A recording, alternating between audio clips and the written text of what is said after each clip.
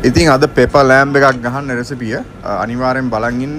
Lamp කෑල්ල හොඳට පුළුන් වගේ හැපෙන්න හදාගන්නේ කොහොමද කියලා ඒවල සාමාන්‍යයෙන් මේ වගේ රතු මස් එච්චර හයිය මස් පුළුන් වගේ හැපෙන්න සෙට් කරගන්න බෑ. ඒකේ පොඩි ටෙක්නික් එකක් තියෙනවා ගන්න. ඉතින් මගේ ඉස්සෙල්ලා වීඩියෝ එකත් කට්ටිය බලලා තිබ්බා. දවස් දෙකකට ලක්ෂයකමාරක් බලලා තිබ්බා චිකන් කරිය වීඩියෝ එක. ඉතින් මම ඒකින්ද හිතුවා පොඩ්ඩක් කියලා වෙලාව දාලා පොඩි කරි ටිකක් ගහන්න කියලා ඒවල වලින් සමහර දේවල් ඔයගොල්ලෝ දන්න දේවල් තියෙනවා. මම නොදන්න දේවලුත් තියෙනවා. ඉතින් මම හදන විදිය මොකක්ද කියලා ඔයගොල්ලන්ට කියන්න.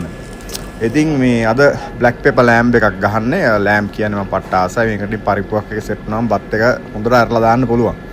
ඉතින් මේ තෙල් ටිකක් පොඩ්ඩක් දාලා මේ පෑන් එකට අපර ලොකු පෑන් එකක් ගත්තේ මේ වෙලාවේ. මේ ඒ වුණාට පොඩි පෑන් එක මේක හැදුවොත් හොඳයි. මොකද අර ලෑම්ප් එක පුළුන් වගේ හොඳ සොෆ්ට් එකට එන විදිය එතකොට මේ පොඩි පෑන් එකක් තියෙදි තමයි හරියට මේක හදාගන්න පුළුවන්. ඒ වුණාට මම ඉතින් වීඩියෝ එකකට නිසා චුට්ටක් ලොකු පෑන් එකක් ගත්තා.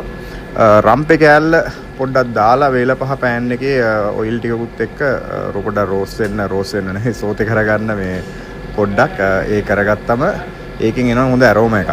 ඊට පස්සේ ලෑම් ටික දාගන්නවා පෑන් එකට. අපේ පැත්තේ මේ ඕස්ට්‍රේලියාව වල තියෙන ලෑම් බණම්මන හොඳ මස් තියෙන අය පේනවා රතු පාටට සුපිරිම මස් මාර රහයි. මේවා ඇත්තටම හදද්දි මේ ගොඩක් කට්ටිය ලෑම් කන්න කැමති නෑ. ඒ වුණාට මේ අර පොළ රහක් එනවා කියලා මට නම් එම් මේ ගන්න සුපිරියටම සෙට් වෙනවා. මේ බයිට් එකකට වගේ මේ ලෑම් පෙපර් එකක් පෙපර් ලෑම්ප් එකක් පට්ට.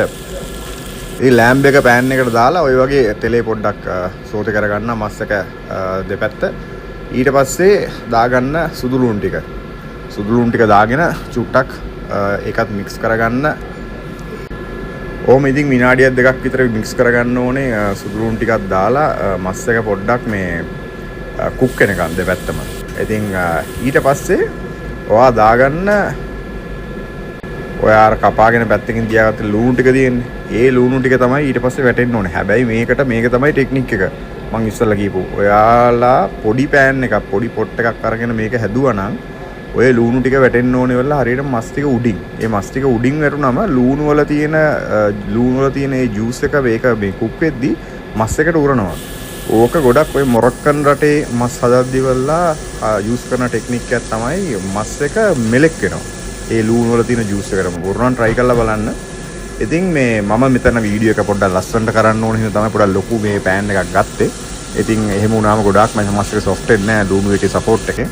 ඉතින් ඊට පස්සේ ඔයා එහෙම ලුණු එක දාලා පොඩ්ඩක් සෝතේ කරගෙන මේ ආයෙ පොඩ්ඩක් මික්ස් කරගත්තට පස්සේ ඔයා මිරිස් එකයි තක්කාලි එකයි දාගන්නවා. දාලා අන්තිමට ඉතින් හොඳට ගම්බිරිස්සක් දාගන්න. මොකද කලුවට ගම්බිරිස්සටනේ මේක හදන්නේ. ගම්බිරිස්සක් දාලා අන්තිමට පොඩ්ඩක් මික්ස් වුණාට පස්සේ ඔයා දාගන්න ලුණු වල ටිකක් පොඩ්ඩක් නිකන් ලස්සන පාටකට සෙට් වෙන්න. ඉතින් අන්තිමට ගහපුවම මේ කරිය මෙන්න මේ වගේ තමයි සෙට් වෙන්නේ. පට්ට බයිට් එකකට එම් සුපිරි. හරිද? පරිප්පුවක් එක කන්නත් පට්ට. ඉතින් තව වීඩියෝ එකක් බලන්න ෆලෝ කරලා ඉන්න කට්ටිය මාත්